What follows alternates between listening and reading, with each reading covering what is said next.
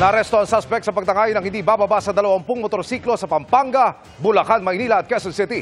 Natuntun siya dahil may babaeng dinaanan. Nakatutok si John Consulta. Exclusive.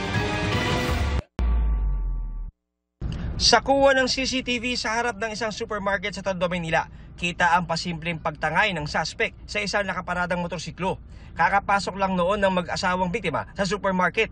Ang modus ng suspect ayon sa Manila Police: umuikot siya sa mga nakaparadang motor, lalo na dyan sa mga tabi ng mga supermarket, at kung alin yung mayroong nakasaksak, nakaiwan ng susi ay kanyang tinatangay. Gamit ang kuha ng ibang CCTV, nasundan ng Manila Police ang mga dinaanan ng tinangay ng motorsiklo. Na-trace ang destinasyon nito sa Pampanga, pero isang hinintuan ang susi sa paghuli sa kanya.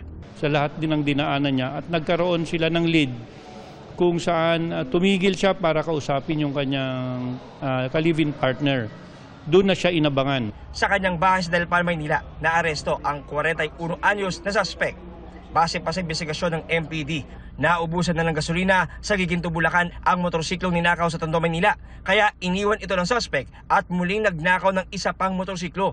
Di bababa sa 20 motorsiklo ang nanakaw na ng suspect sa Pampanga, Bulacan, Maynila at Quezon City. Kaya ko lang po nagawa yon dahil po sa pangangailangan. Unang-una po, wala po akong trabaho. Kaya ako po nagawa yon. Kung sino man po yung mga nakuhanan ko ng motor, humihingi po ako ng dispensa. Sa follow-up operation ng MPD, natunto ng ilan sa mga motorsiklong ninakaw ng suspect mula sa kanyang mga pinagtaguan at pinagbentahan. Paalala ng MPD: Pag tayo ay tumigil, huwag nating iiwanan yung susi ng ating motor. Lalong-lalo na iniiwanan pa minsan natin nakaandar.